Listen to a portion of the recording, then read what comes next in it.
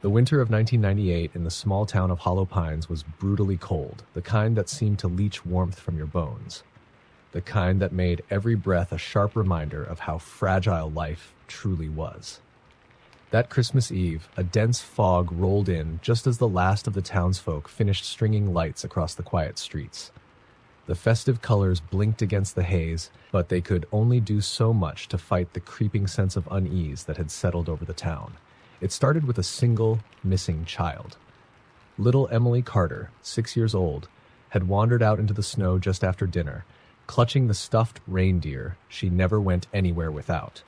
Her parents thought she'd only gone to the yard to admire the lights, but when they called for her, there was no answer. The yard was empty, her small boot prints trailing off into the woods at the edge of the property. The Carters weren't the kind of family to panic. They figured she'd gone off chasing a fox or some other curiosity. But as the minutes dragged into an hour, then two, the search began in earnest. Neighbors joined in, flashlights cutting through the fog as voices called her name. And then the second child vanished. It was Danny Ward, an 11-year-old known for his adventurous streak. His parents swore he'd been upstairs in his room, sulking after a scolding for trying to sneak cookies before dinner. But when they went to check on him, the window was open wide, frost creeping in along the sill. His footprints, like Emily's, led toward the woods. Panic rippled through Hollow Pines. People locked their doors, children were kept close, and the search parties grew. Some muttered about wild animals or child snatchers. Others spoke in hushed tones of something far older. For generations, a story had lingered in Hollow Pines, whispered more like a warning than a legend. The tale spoke of a figure called the Frost Shepherd, a being who roamed the woods on nights when the fog descended. He was said to be drawn to the innocent, to children who wandered too far from home. The story went that he promised them wonders, toys, and delights beyond their wildest dreams, but those who followed him were never seen again. By midnight, 5 children were gone. The search had turned frantic, the woods alive with the sound of snapping branches and frantic cries. Yet no matter how deep they ventured, they found nothing but silence and snow. Then came the singing. It started faint, almost imperceptible, like a choir carried on the wind. The notes were high and eerie, chilling in a way that had nothing to do with the cold. Those who heard it said it was like being lured toward something they couldn't explain, their feet moving of their own accord toward the source. A group of searchers, determined to find the missing children, followed the sound. Deeper and deeper into the woods they went until they stumbled upon a clearing. At its center stood an impossibly tall fir tree, draped in ornaments that seemed to glow from within. But it wasn't the tree that stopped their hearts. It was what surrounded it. There, hanging from the lowest branches, were 5 ornaments that hadn't been there before. Each one was the size of a child's head. Their surfaces were smooth and glassy, yet inside swirled an unmistakable image. The faces of the missing children, frozen in expressions of terror. The singing grew louder, more insistent, and the searchers saw him. Standing at the base of the tree was a figure cloaked in ice and shadow, his eyes like shards of broken glass reflecting the blinking lights. His bony hand reached out toward them, beckoning, as if inviting them to his collection. They ran. By morning, the fog had lifted and the tree was gone, as if it had never existed. The town searched for weeks, but never found the children, or the Frost Shepherd. But every Christmas Eve since, the people of Hollow Pines stay indoors. They light their candles, lock their doors, and warn their children not to wander too far. And every year, without fail, a single ornament appears on the town square's Christmas tree. A smooth, glassy sphere with the faint image of a child's face inside, staring out as if trapped in a silent scream. Story number 2. On the outskirts of a small, forgotten town stood a decrepit house shrouded in legend. Locals called it the Hollow Hearth, and it was avoided at all costs. The house was said to be cursed, a place where Christmas cheer died and something darker took root. 50 years ago, the Green family had lived there, eager to start fresh in a town where no one knew their troubled past. But that Christmas Eve, their story ended in blood. All 4 members were found dead the next morning, seated at the dining table, their faces contorted in grotesque expressions of fear. The only clue was a string of burned-out Christmas lights wrapped around their necks like nooses. No one dared step foot in the house again. not until last year. A group of 5 teenagers, eager to prove their courage, decided to spend Christmas Eve in the hollow hearth. Armed with flashlights, sleeping bags, and a bottle of cheap whiskey, they broke in through a warped side door. Dust motes hung heavy in the air, and the faint scent of pine lingered, though no one had placed a tree there for decades. The house was still as a tomb, its silence broken only by the crunch of snow beneath their boots and the occasional nervous laugh. They gathered in the living room, where a crumbling fireplace sat beneath a rusted mantel. Above it, someone had scrawled in faded red paint.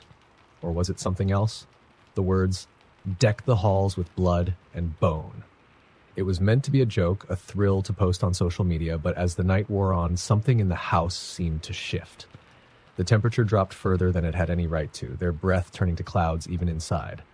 The air grew thick with the stench of charred wood and something metallic like rust. Around midnight, the Christmas lights they'd strung for effect flickered to life, though they hadn't brought batteries or plugged them into an outlet. A low hum filled the room, like the sound of an electrical current, but there was no electricity in the house. Who turned those on?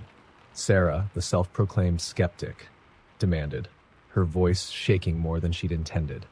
No one answered.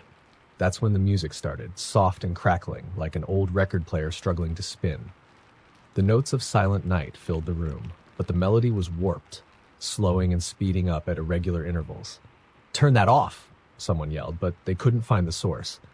Then a faint scratching noise began coming from the walls. It started in one corner, then another, growing louder and more frantic until it sounded like claws raking against the plaster from all sides. The scratching stopped abruptly, replaced by a single, resonant knock at the front door. Nobody moved. The knock came again, and again. Finally, Jake, the self-proclaimed leader of the group, swallowed his fear and moved to the door. "It's probably just someone messing with us," he muttered, though his voice cracked on the last word. He opened the door to find nothing but snow and darkness. Yet something was wrong. Deep footprints, too large for any human, led from the doorway into the woods beyond. The group decided they'd had enough. They grabbed their things and made for the door, but it wouldn't budge. Neither would the windows. It was as if the house itself had sealed them in. The lights flickered again, casting shadows that seemed to stretch and twist unnaturally. Then came the laughter. High-pitched and childlike, it echoed through the house. It was coming from upstairs. "Who's there?" Sarah screamed, but the laughter didn't stop. They climbed the stairs, compelled by some unseen force, their legs moving as though guided by invisible strings. At the end of the hall stood a door they hadn't noticed before. It was slightly ajar, the faint glow of Christmas lights spilling out from within. Inside, they found a Christmas tree. It was impossibly tall, its branches adorned with ornaments made of twisted metal and something that looked unsettlingly like human teeth. The lights blinked erratically, casting grotesque shadows. Beneath the tree lay 5 gifts, each wrapped in blood-red paper with the teens' names scrawled across the top. Nobody wanted to open theirs, but as if possessed, Sarah reached for the box bearing her name. Inside was a mirror. As she held it up, her reflection began to move on its own, its eyes bleeding black ichor, its mouth twisting into a grin far too wide for her face. Her scream shattered the silence, but when the others turned to look at her, she was gone. In her place was another ornament on the tree, a glass sphere filled with swirling red mist and a tiny, frozen figure inside. One by one, they vanished. Each time, the tree grew taller, its ornaments multiplying. By dawn, the house was silent again, and the lights were out. No one has entered the hollow hearth since, but some say that on Christmas Eve, you can see the lights flicker through the windows and hear faint laughter drifting through the snow. Those brave or foolish enough to approach claim the ornaments on the tree now number 10, each one holding the face of a terrified teen, frozen in a moment of eternal dread. Story number 3. The snowstorm arrived without warning, a furious cascade of white that swallowed the small mountain town of Riven Hollow whole. On any other Christmas Eve, the town square would have been alive with carolers and warm, glowing lights, but that year, the blizzard drove everyone indoors, except for the Callaways. The Callaway family, Marjorie, Ben, and their 10-year-old son, Peter, had recently moved to the edge of the forest in search of peace and a fresh start. Their home was charming in a rustic way, a 2-story cabin surrounded by tall pines. But that night, as the storm raged outside, something in the woods stirred. It began with a knock at the door. Not the kind of knock that spoke of someone seeking shelter, but a slow, deliberate pounding that echoed through the house. Ben, assuming it was a stranded traveler, opened the door to find nothing but a wall of white and the sound of wind howling through the trees. "Must have been the wind," he muttered, shutting the door tightly. But Peter, sitting by the fireplace with his toys, tilted his head. "It wasn't the wind," he said softly. "What do you mean, honey?" Marjorie asked, glancing nervously at the frosted window. "I saw him." Peter's voice was distant, his gaze fixed on the window. "He was standing in the snow." "Who?" Ben demanded, but Peter didn't answer. Instead, he pointed toward the window. The parents exchanged uneasy glances before approaching. The frost obscured the glass, but as they peered out, a faint figure began to take shape. A man stood just beyond the tree line, tall and impossibly thin. His face was obscured by a wide-brimmed hat, but his grin, sharp and inhuman, was unmistakable. Around him, the snow seemed to swirl unnaturally, like it was alive. Ben cursed and reached for the shotgun mounted above the fireplace, but by the time he turned back to the window, the man was gone. "Who is he, Peter?" Marjorie asked, her voice trembling. "He's the snowman," Peter replied in a monotone voice. "He comes when it snows like this. He knocks to see if you'll let him in." Neither parent could make sense of Peter's strange words. They decided to lock every door and window and wait out the storm in the living room, trying to distract themselves with Christmas movies and games. But the knocking didn't stop. It grew louder, more insistent, coming from every door and window at once. The noise was maddening, a symphony of dread that made the walls seem to vibrate. And then, without warning, it stopped. The silence was worse. It pressed down on them, thick and suffocating, broken only by the faint crunch of snow just outside the cabin. "Ben," Marjorie whispered, clutching Peter tightly. "I'm checking it out," Ben growled, gripping the shotgun and heading toward the front door. The moment he opened it, the world seemed to freeze. The storm had stopped, the wind now eerily still. Footprints dotted the snow, circling the house in endless loops. Come out, wherever you are," a voice whispered, impossibly close. Ben spun, but the yard was empty. Then, from behind him, Marjorie screamed. Rushing back inside, Ben found the living room empty. The fireplace still crackled, but his wife and son were gone. The only clue was the open back door, its frame coated in ice. Gripping the shotgun, he followed the tracks into the woods. The trees seemed to close in around him, their branches heavy with ice. Somewhere in the distance, the faint sound of children laughing echoed, but it was warped, distorted, and wrong. He found them in a clearing. Marjorie and Peter stood perfectly still, their faces pale and their eyes wide with terror. Surrounding them were dozens of snowmen, their crooked arms and jagged mouths frozen mid-laughter. But these weren't ordinary snowmen. Their eyes glowed faintly and their mouths twitched as if struggling to speak. "Marjorie! Peter!" Ben shouted, but they didn't move. The tall figure emerged from the shadows, his grin stretching impossibly wide. "It's rude not to open the door," he said in a voice that seemed to echo in every direction. Ben raised the shotgun, but the man's long, spindly arm shot out, and with a flick of his hand, the weapon froze solid, shattering to pieces. "You've made your choice," the snowman hissed, stepping closer. As Ben screamed, the snow began to rise, swirling around him like a living thing. The last thing he saw was his family's faces, now pale and lifeless, as they joined the others. The next morning, when the storm cleared, a hiker discovered the cabin. The living room was eerily tidy, the remnants of a Christmas celebration abandoned. Outside in the clearing stood dozens of snowmen. Among them were 3 new ones, their faces frozen in silent eternal screams. Story number 4. The town of Red Hollow had a Christmas tradition that no other town dared to replicate: the Parade of the Faceless. Every December 23rd, at the stroke of midnight, the townspeople would gather at the square carrying unlit candles. They would stand silently as the church bell rang 12 times, their breaths visible in the cold night air. When the final toll faded, they would light their candles and begin the procession down Main Street, their eyes fixed forward, their lips sealed. It was said that the tradition was not a celebration, but a warning. Red Hollow's elders whispered about a time long ago when the town had tried to skip the parade. That year, the Faceless came. No one remembered exactly what the Faceless were or why they came, only that the aftermath was so horrific that the town agreed never to test the ritual again. Last year, The Thompson family moved to Red Hollow, unaware of the town's strange customs. They were big city folk, skeptical, brash, and quick to dismiss anything that smelled of superstition. When their neighbor came by to hand them the ceremonial candles and explain the rules of the parade, Mr. Thompson laughed. Candles?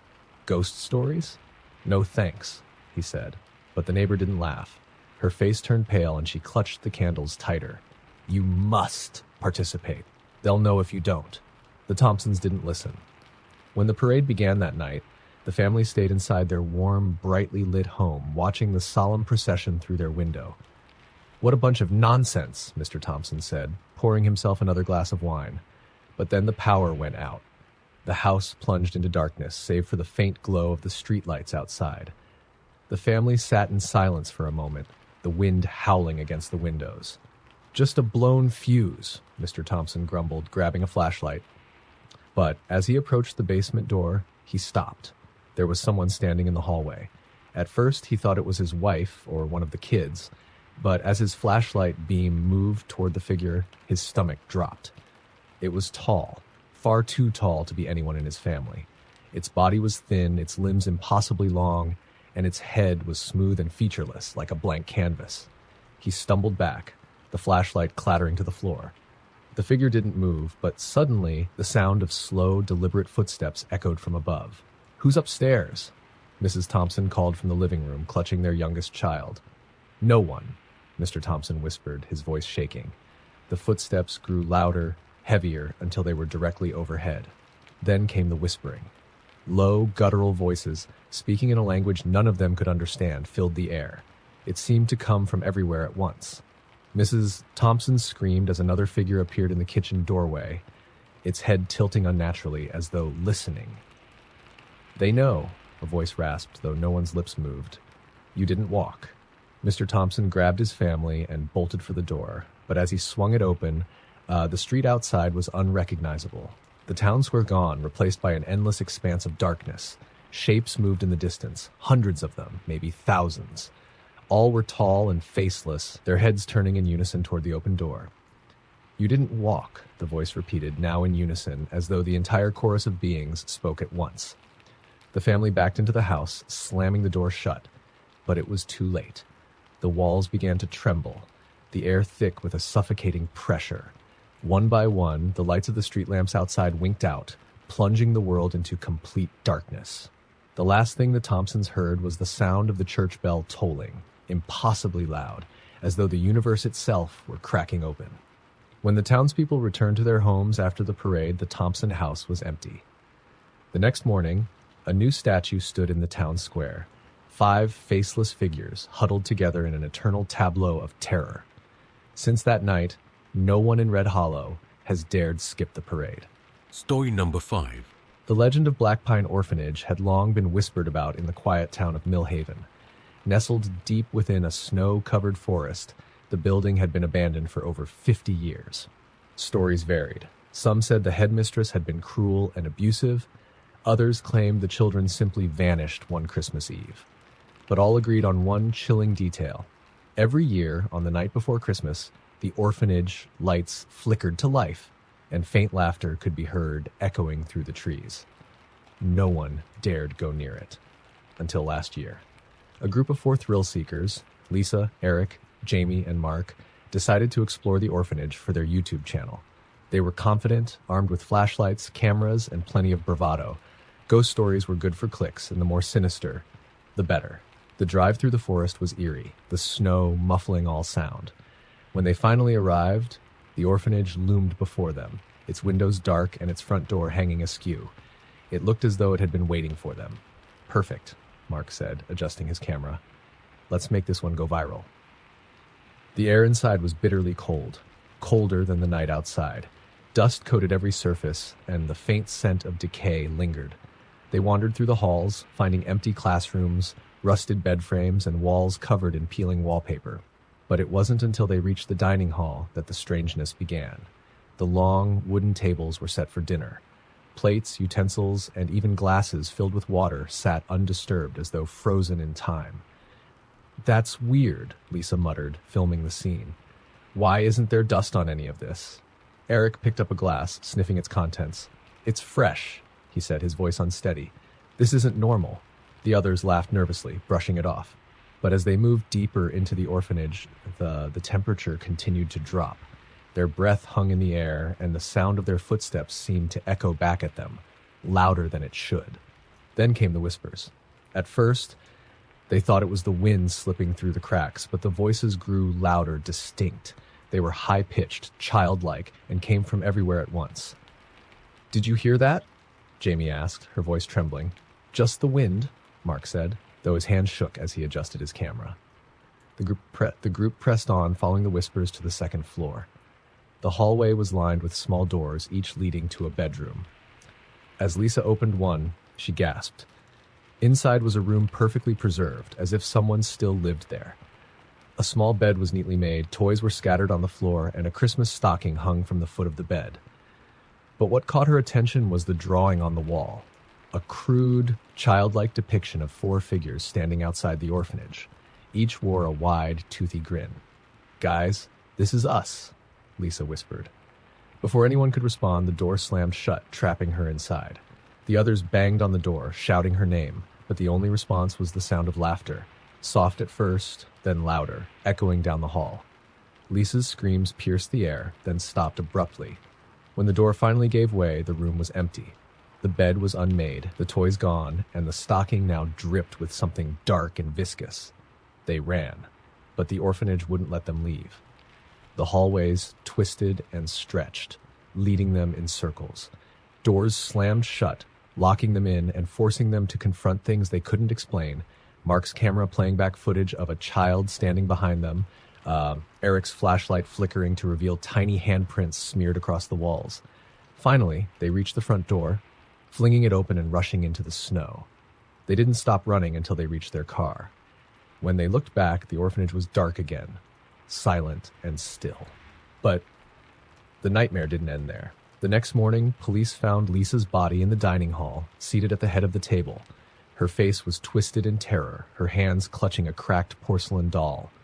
Around her neck hung a Christmas stocking, tied in a perfect bow. The footage from Mark's camera was released a week later.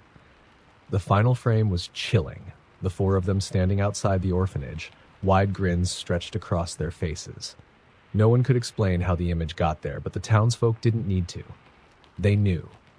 The children of Blackpine had claimed their new friends. Story number 6. It was Christmas Eve in the remote village of Gloomwood, a place perpetually blanketed in snow and silence. The villagers rarely ventured out after dark, for they knew the legend of the Winter Wraith. They said the Wraith appeared only on Christmas Eve, seeking warmth, light, and the souls of those foolish enough to answer her call. The tale was dismissed as superstition by outsiders, including Clara and David, a young couple renting a secluded cabin on the outskirts of the village for a holiday getaway. They were city folk, enchanted by the idea of a white Christmas in the middle of nowhere. The locals had warned them about venturing too far into the woods or ignoring strange sounds at night, but Clara had laughed it off. "Ghost stories to scare tourists," she said, rolling her eyes. "We'll be fine." By the time the sun set that evening, the couple was cozied up by the fireplace, sipping wine as the snowstorm outside intensified. The wind howled, rattling the windows and sending chills down Clara's spine. "Did you hear that?" she asked suddenly, sitting up. David paused, listening. At first, there was only the sound of the storm, but then, faintly, came the unmistakable sound of a knock at the door. "Who could be out here in this weather?" David muttered, grabbing a flashlight and heading to the door. Clara followed nervously as he opened it. No one was there. The snow in front of the cabin was undisturbed, pristine, with no sign of footprints. "It's the wind," David said, shutting the door. But the knocking came again, louder this time. "Don't answer it," Clara whispered, her voice trembling. David hesitated but ignored her, yanking the door open again. Still, no one was there. The snow remained untouched, yet the knocking persisted, this time coming from the back of the cabin. Clara grabbed David's arm. "Something's wrong," she said. "We need to leave." Before he could respond, the power flickered, then went out entirely, plunging the cabin into darkness. Their flashlight cast long, flickering shadows as David scanned the room. That's when they saw her. A woman stood in the corner, her figure barely visible in the dim light. She was draped in tattered white rags that billowed as though caught in a breeze only she could feel. Her skin was pale as frost, and her hair hung in frozen, tangled strands. But it was her eyes, or lack thereof, that made Clara scream. Empty sockets stared back at them, black and endless. "Warmth," the woman whispered, her voice cracking like ice. "Light." David lunged for the fireplace poker, but the wraith moved impossibly fast, crossing the room in a blur of white. She reached for him, her long claw-like fingers brushing his chest. Frost bloomed across his skin instantly, his breath crystallizing in the air. "Run!" he gasped, shoving Clara toward the door. Clara bolted, tearing through the snowstorm, the cold slicing into her like knives. She didn't stop until she reached the village, collapsing at the door of the local inn. The villagers found the cabin the next morning. Inside, the air was freezing, the walls coated in a thin layer of ice. David was seated in the armchair by the fireplace, his body frozen solid, his eyes wide with terror. The wraith had left her mark on the walls, scratch marks forming a single word repeated over and over: warmth. Clara left Gloomwood the same day, but she could never escape the wraith. Every Christmas Eve, she hears the faint sound of knocking at her door, no matter where she is, and every year the knocking grows louder. Story number 7. On Christmas Eve, the Miller family had just finished decorating their enormous tree in their old Victorian home. They lived in one of those houses that carried a long history, with creaking floorboards, drafty hallways, and a basement no one liked to talk about. It had been in the family for generations, and every Christmas they followed the same tradition: hang the stockings, light the fire, and tell stories. This year, their teenage daughter, Emily, had invited her friend Lauren to join them. They sat by the fire, sipping hot cocoa, when Emily decided to spice up the night. "Let's play the Santa summoning game," she said with a mischievous grin. Her parents exchanged a nervous glance. "Where did you hear about that?" her father asked, his voice suddenly serious. "Just online," Emily shrugged. "It's like Bloody Mary, but you summon Santa." Lauren laughed. "What's the worst that could happen? He shows up and gives us coal?" But Mr. Miller shook his head. "We don't joke about that. Some traditions are better left forgotten." Of course, this only made Emily and Lauren more curious. After some coaxing, Emily's mother reluctantly explained the rules. The ritual, she said, was an old folktale from the region. To summon the other Santa, you needed a room lit only by candles and a mirror large enough to reflect everyone present. Then, one person must recite a specific poem while holding a red ribbon. The Miller parents forbade it, but as soon as they went to bed, Emily and Lauren decided to try it anyway. They set up in the dining room, lighting a row of candles and positioning an antique mirror on the table. Lauren tied a red ribbon around her wrist, laughing nervously. "This is stupid," she whispered, but Emily shushed her and began to recite the poem. "Santa Claus, oh jolly man, come to us with sleigh in hand. Through the night where shadows creep, find the ones who dare not sleep." The room seemed to grow colder. The flickering candle flames leaned unnaturally, as though a breeze had swept through, though the windows were shut tight. "See? Nothing's happening," Lauren said, exhaling a relieved laugh. But then, the mirror darkened. Not cracked, not fogged, just black, as if it were a window into a void. Emily leaned closer, her breath catching in her throat. A figure emerged in the glass, its shape blurry at first, but sharpening with each passing second. It was him, or something like him. The figure was dressed in red, but the suit was tattered and smeared with ash. His face was pale, stretched too tightly over his skull, and his eyes glowed faintly red. His beard was yellowed, and his smile, oh, that smile, was too wide, showing rows of jagged teeth. Lauren screamed, yanking the ribbon from her wrist, but it was too late. The figure in the mirror moved closer, its claw-like hand pressing against the glass as though trying to push through. The girls scrambled to blow out the candles, but the darkness only seemed to grow. The room filled with the sound of heavy footsteps, like boots crunching through snow, though the floorboards were bare. "Emily," Lauren whispered, clutching her friend. "He's here." The dining room door creaked open. Standing in the doorway was the thing from the mirror, its head tilting as if studying them. In one bony hand it held a sack, the fabric writhing as though something inside was alive. "You've been very naughty," the creature hissed, its voice a low growl that rattled their bones. The girls bolted past it, screaming for Emily's parents, but the house had changed. The hallways stretched longer than they should have. Doors appeared where there hadn't been any before, and the air smelled of burnt sugar and decay.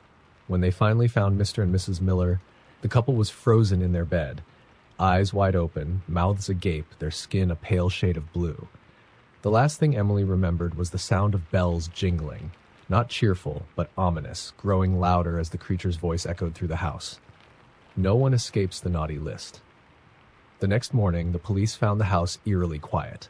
The candles in the dining room had melted into pools of wax, and the mirror was shattered. There was no sign of the Miller family, or Lauren. On the mantel, where the stockings had hung the night before, were 4 small bundles. Each contained a piece of coal and a single red ribbon.